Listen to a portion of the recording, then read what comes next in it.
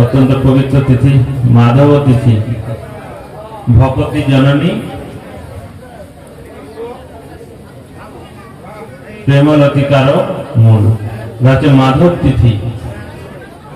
এবং সেই সঙ্গে সঙ্গে আজকে হচ্ছে গঙ্গা দেবী, তিনি কি করেছিলেন, সাগরে মিলিত হয়েছিলেন, তাই তো? সেজন্য অনেক মানুষ গঙ্গা সাগরে যায় স্নান করার জন্য। গঙ্গার পরশ হলে পশ্চাতে পাবন, দর্শনে পবিত্র করো এই তোমার গুণ। গঙ্গা জলে স্নান করলে, গঙ্গা জলে অবগাহন করলে, গঙ্গা জল পান করলে পবিত্র হওয়া যায়, কিন্তু বৈষ্ণব দর্শনে পবিত্র করতে পারে। দর্শনে পবিত্র করো এই তোমার গুণ। তো আজকে এই পবিত্র তিথিতে গঙ্গা দেবী কোথায়? সাগরে মিলিত হয়েছেন। তো গঙ্গা দেবী সাগরে মিলিত হওয়ার পিছনে যে ঘটনা, সেটা হচ্ছে আজকে আলোচনা করব। আমরা জানি যে সূর্য বংশের যে রাজারা ছিলেন, মানধাতা, রাজা হরিশ্চন্দ্র, এরা সব সূর্য বংশের রাজা। এই সূর্য বংশের একজন মহান রাজা ছিলেন, যার নাম হচ্ছে বাহু। সেই বাহু অনেক শত্রু ছিল, রাজাদের অনেক শত্রু থাকে, তাই তো? রাজপদ ছিনিয়ে নেওয়ার জন্য অনেক শত্রু থাকে। তো সেজন্য বাহুকের যারা শত্রু ছিল, তারা জোর করে বাহুকের কাছ থেকে রাজপদ দখল করে নেয়। আর বাহুক তখন তার স্ত্রী সহ চলে যায়, বানপ্রস্থ আশ্রম গ্রহণ করে বনে গমন করে। যখন বনে গমন করে, তখন ধীরে ধীরে বাহুকের বয়স হয়ে যায়, বৃদ্ধ হয়ে যায়, মৃত্যুবরণ করে। তো তখন এরকম নিয়ম ছিল যে কোনো যদি স্বামী দেহত্যাগ করে, তাহলে পত্নীও তার সঙ্গে সমমরণ করে, যেটাকে বলা হয় সতীদাহ প্রথা, যেটা রাজা রামমোহন রায় বন্ধ করেছে। স্বামীর মৃত্যু হলে সেই চিতাতে স্ত্রীও সেখানে দেহত্যাগ করে। তো এটা কোনো কুসংস্কার নয়, এটা ছিল বাস্তব, কিন্তু আমরা সেটাকে উল্টো করে দিয়েছি। অতীতকালে স্বামী যখন মৃত্যুবরণ করতো, স্ত্রীও সেই চিতায় স্বেচ্ছায় প্রবেশ করতেন। কিন্তু তারপরে কি হলো না, জোর জবরদস্তি, যে স্ত্রীর ইচ্ছা নেই সমমরণ হওয়া, তাকে জোর করে সেই চিতায় পুড়িয়ে মারা হয়। সেজন্য সেটা বন্ধ করা হয়েছে। কিন্তু বৈদিক নিয়ম অনুসারে স্বামীর চিতায় যদি স্ত্রী একসঙ্গে সহমৃতা হন, তাহলে স্বামীর গতি স্ত্রী লাভ করে। সেটা হচ্ছে বৈদিক সিস্টেম। তো সেজন্য যখন বাহুকের পত্নী দেখলেন যে আমার স্বামী মারা গেছে, আমিও সেই চিতায় প্রবেশ করব, তখন বাহুকের পত্নী গর্ভবতী ছিলেন, সন্তান ছিল। তখন তিনি যখন সেই চিতায় প্রবেশ করতে যাবেন, তখন মহর্ষি ওর তাকে বাধা দিয়েছেন যে তোমার সমমরণ করার প্রয়োজন নেই, কারণ তোমার গর্ভে সন্তান আছে। তো সন্তানকে যত্ন নেওয়া কতটা গুরুত্বপূর্ণ। তো বর্তমানে কলিযুগে আমরা কি করি? গর্ভেই সন্তানকে হত্যা করি, বোঝা যাচ্ছে? এটা সবচাইতে জঘন্য পাপ। কিন্তু গর্ভের সন্তানকে কখনোই হত্যা করা উচিত নয়, এটা হচ্ছে মহাপাপ। সেজন্য এমনকি তাকে পতির সঙ্গে সমমৃতা হওয়ার থেকে মহর্ষি ও বলেন না, সমমৃত হওয়ার কোনো প্রয়োজন নেই। তিনি সমমৃতা হলেন না। ঠিক আমরা দেখতে পাই, যখন কুরুক্ষেত্রের যুদ্ধ সমাপ্ত হয়েছে, ভগবান হস্তিনাপুর ছেড়ে দ্বারকায় চলে যাবেন। ঠিক সেই সময় অভিমন্যুর পত্নী উত্তরা দৌড়াতে দৌড়াতে আসছে ভগবানের কাছে। পাহি পাহি মহাযোগী দেব দেব জগৎপতে, নান্যম তদ অভয়ম পশ্যে যত্র মৃত্যু পরস্পরম। হে মহাযোগী, আমাকে রক্ষা করুন, হে কৃষ্ণ আমাকে রক্ষা করুন। কৃষ্ণ বলছে কেন? তোমার তো পাঁচজন শ্বশুর রয়েছে না, পঞ্চ পাণ্ডব, অর্জুন, ভীম, নকুল, সহদেব, তাদের কাছে যাও। বলছে না, এরা কেউ এই ব্রহ্মাস্ত্রের হাত থেকে, কারণ যখন তার গর্ভে, উত্তরার গর্ভে পরীক্ষিত মহারাজ ছিলেন, তখন দ্রোণাচার্যের পুত্র অশ্বত্থামা ব্রহ্মাস্ত্র ছেড়েছিল তাকে হত্যা করার জন্য। তখন সে উত্তরা ছুটতে ছুটতে কৃষ্ণের কাছে এসেছে, হে কৃষ্ণ তুমি রক্ষা করো।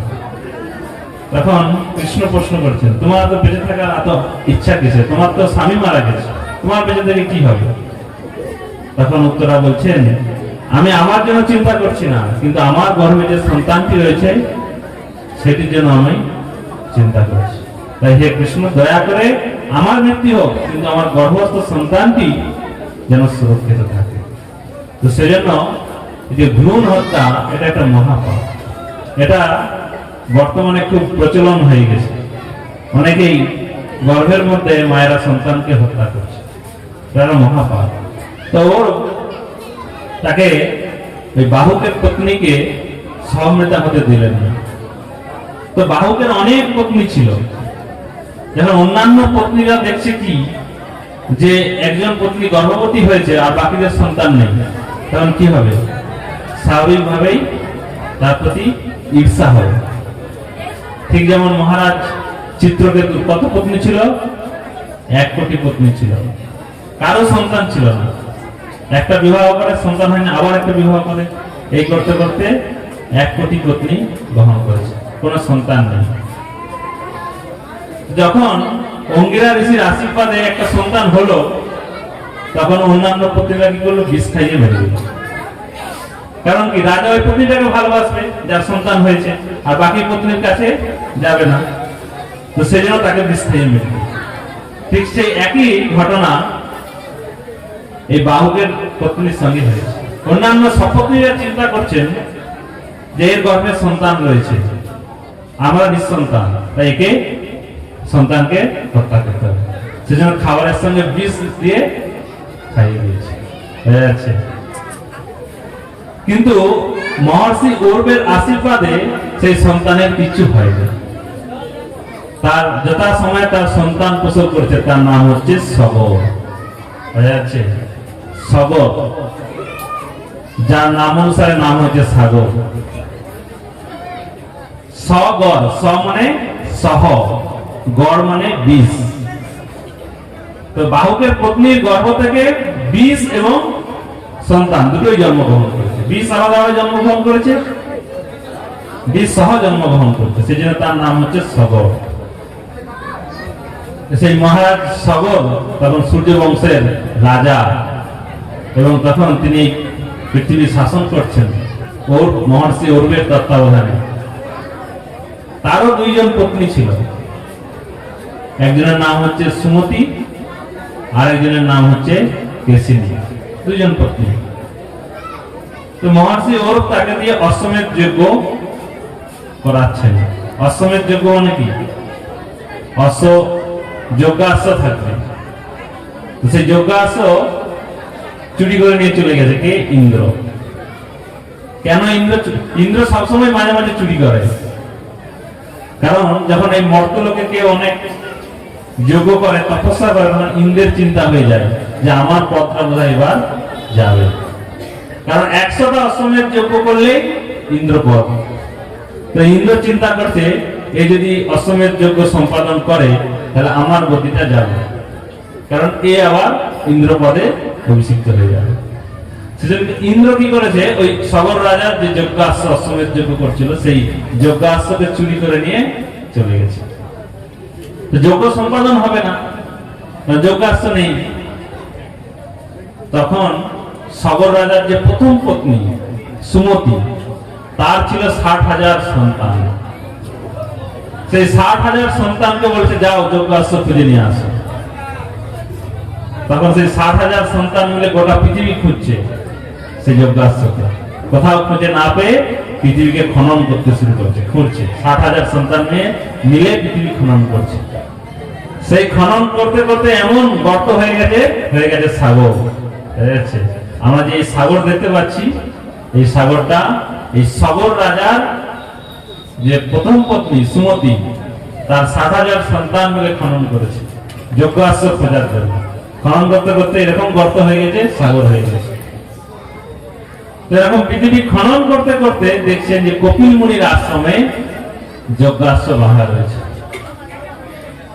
যজ্ঞাশ্বটা কপিল মুনির আশ্রমে বাঁধা রয়েছে। কপিল মুনি কিন্তু চুরি করেনি, চুরি করেছে কে? ইন্দ্র চুরি করেছে। চুরি করে অস্ত্রটা বেঁধে রেখেছে কার আশ্রমে? কপিল মুনির আশ্রমে। বুঝতে পেরেছেন? এবার এরা খনন করতে করতে দেখছে কি কপিল মুনির আশ্রমে যজ্ঞাশ্ব বাঁধা রয়েছে। এখন কি হবে? এখন এই 60,000 সন্তান প্রচন্ড রেগে গেছে যে সাধু ভণ্ড যোগী মানে কপিলের চোখ বন্ধ করে ধ্যানস্থ ছিলেন। এই ভণ্ড যোগী চোর একটা আমাদের যজ্ঞাশ্রমে চুরি করে নিয়ে এসছে, এই বলে গালি দিতে দিতে এখনই একে হত্যা করো, হত্যা করো, দৌড়ে তাকে অস্ত্র ধারণ করে হত্যা করার জন্য 60,000 পুত্র দৌড়েছে। আর তখন কপিলের ভগবান কপিল তিনি তখন চোখ খুলেছে। চোখ খোলার সঙ্গে সঙ্গে দেখছে 60,000 সন্তান ভস্মীভূত হয়ে গেছে, ছাই।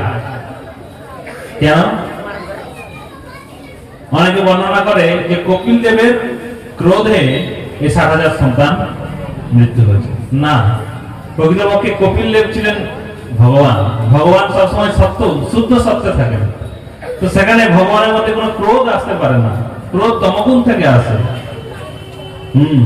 কাম এসো ক্রোধ এসো রজগুণ সমুদ্র, রজ এবং তমগুণ থেকে কাম ক্রোধ এগুলো উৎপন্ন হয়। ভগবান গুণাতীত, শুদ্ধ সত্যে রয়েছে, তার কাছে কি করে ক্রোধ আসবে? তিনি পরমহংস স্তরে আছেন, কে শত্রু কে মিত্র তার কোনো বিচারই নেই। তাহলে তিনি কেন হত্যা করবেন? তিনি হত্যা করেন। সেখানে শ্রীল প্রভুপাদ তারপর যে লিখছেন যে প্রকৃতপক্ষে যখন কেউ মহাত্মার চরণে অপরাধ করে সেই অপরাধের ফলে সে নিজেই ধ্বংস হয়ে যায়। আয়ু শ্রিয় যশো ধর্ম লোকনাশী এইবচ হন্ত্রী শ্রেয়াংসি সর্বাণি জহৎ যত্র মহৎ অতিক্রম। মহাত্মার চরণে যখন অপরাধ হয় তখন কতগুলো জিনিস তার জীবন থেকে নষ্ট হয়ে যায়। একটা হচ্ছে তার আয়ু নষ্ট হয়ে যায়। যখনই কোনো শুদ্ধ ভক্তের চরণে অপরাধ হবে আয়ু নষ্ট হয়ে যাবে, যশ নষ্ট হবে। আয়ু শ্রিয় যশ ধর্ম, সৌন্দর্য নষ্ট হয়ে যাবে, যশ নষ্ট হয়ে যাবে। ঠিক মহাত্মা কপিলের চরণে অপরাধ করার ফলে 60,000 সন্তানের অপরাধ হওয়ার ফলে শরীরের মধ্যে সবারই তাপ আছে, আগুন আছে। তো এমন শরীরে নিজেদের শরীরের মধ্যে আগুনের তাপ এমন বর্ধিত হয়েছিল যে নিজেরাই ভস্মীভূত হয়ে গেছে। 60,000 সন্তান ভস্মীভূত। আর এদিকে মহারাজ সবর যজ্ঞাশ্বের জন্য অপেক্ষা করে রয়েছে, কখন যজ্ঞাশ্ব আসবে তখন আমি যজ্ঞ সম্পাদন করব। তো যজ্ঞাশ্ব ফিরে না আসছে দেখে তখন সবর রাজার যে দ্বিতীয় পত্নী ছিল কেশিনী, তার পুত্র ছিল অসমঞ্জস, তার পুত্র ছিল অংশুমান। অংশুমান ছিলেন, অংশুমানকে পাঠিয়েছে, যাও যজ্ঞাশ্বকে খুঁজে নিয়ে আস।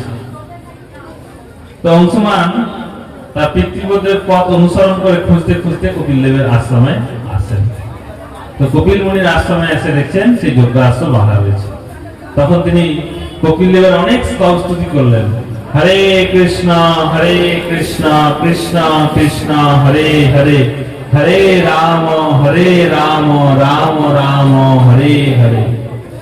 যখন কপিল দেবের অনেক স্তব স্তুতি করে সন্তুষ্ট করলেন তখন কপিল দেব বলছে, বৎস কি বর চাও, কি অভিলাষ?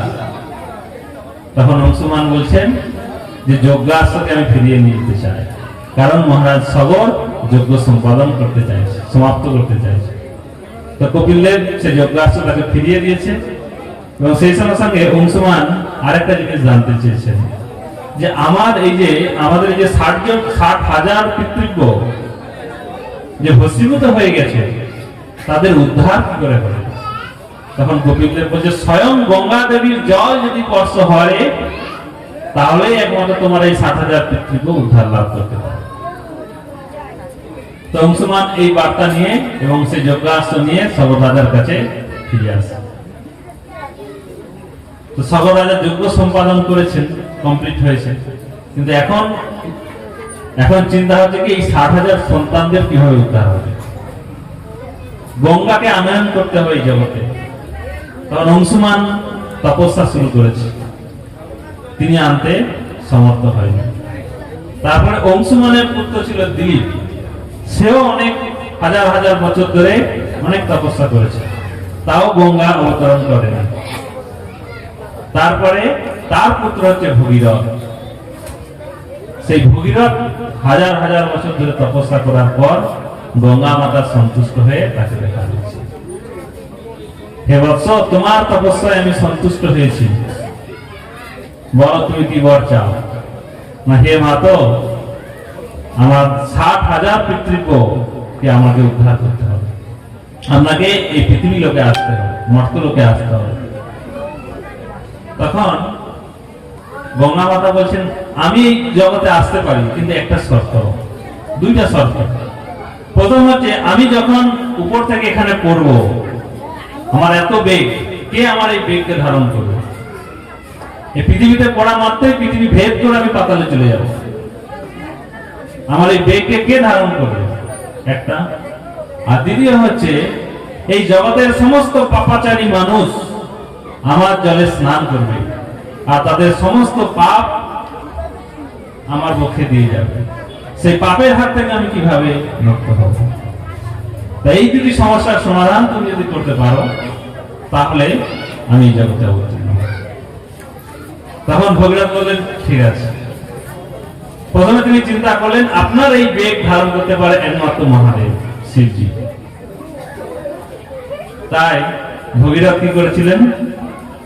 শিবজির তপস্যা করেছিলেন। শিবজির আরেকটা নাম হচ্ছে কি? আশুতোষ, যিনি সহজেই সন্তুষ্ট হয়ে যায়। শিবজি বলছেন, শিবজি ভগীরথের তপস্যায় সন্তুষ্ট হয়ে তাকে দর্শন দিয়েছেন। তো শিবজি বলছেন, কি কি সেবা আমার জন্য, কি বর চাও? না, গঙ্গা এই জগতে আসবেন, তার বেগকে তোমাকে ধারণ করতে হবে। শিবজি অত্যন্ত আনন্দিত। কেন?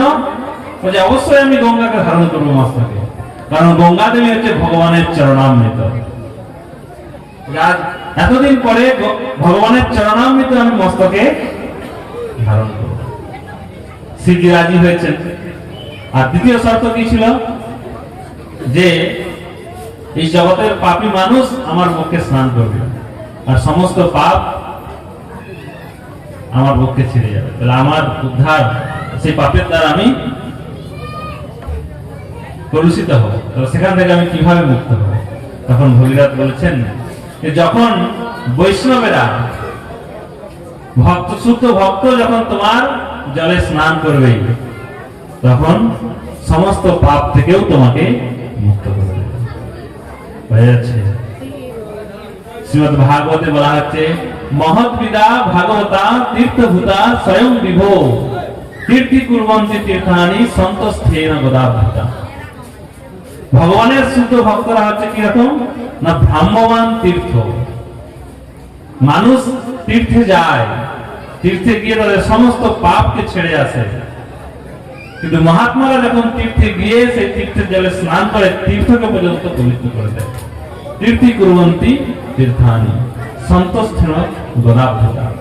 কিন্তু এটা করতে কিভাবে তারা সমর্থ হয়, কিভাবে তারা তীর্থকে পবিত্র করতে পারে?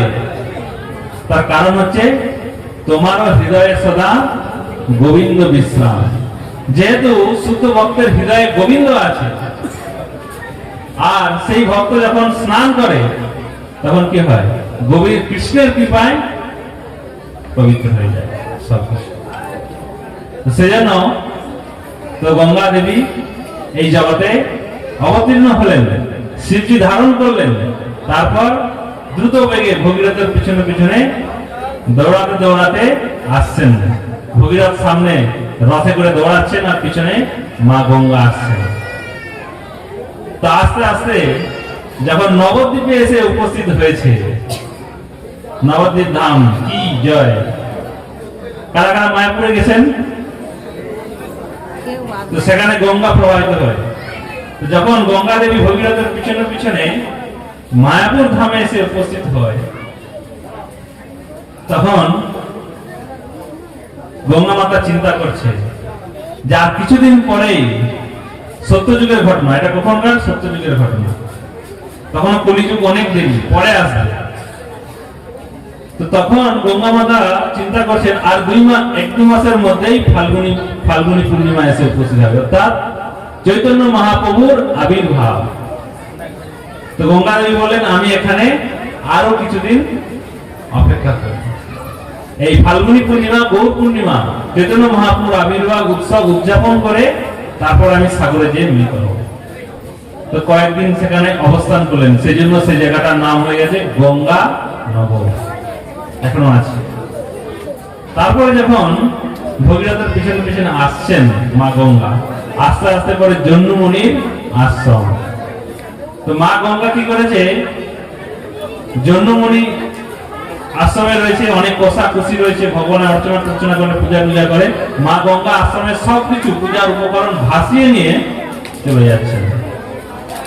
যখন ভাসিয়ে নিয়ে চলে যাচ্ছেন তখন কি করেছে, জন্মুমুনি সমস্ত গঙ্গার জলকে নিয়ে হাতে করে পান করে নিচ্ছে। আর ভগীরথ পিছনে তাকিয়ে দেখছে গঙ্গার আশ্রম। এখন কি হবে? এখন ভগীরথ গিয়ে দেখছি যে জন্মুমুনি গঙ্গাকে পান করে নিয়েছে। খুব আমি এত হাজার হাজার বছর ধরে তপস্যা করে গঙ্গাকে আনয়ন করেছি আমার পিতৃব্যদের উদ্ধারের জন্য, মানে এখন যদি মা গঙ্গাকে আপনি পান করে নেন তাহলে আমাদের পিতৃব্য কি করে উদ্ধার হবে? কৃপা করে আমি গঙ্গা দেবীকে মুক্ত করব। তখন জন্মুমুনি চিন্তা করছে আমি যদি মুখ দিয়ে বের করি তাহলে উচ্ছিষ্ট হয়ে যাবে। কোথা দিয়ে বের করবো?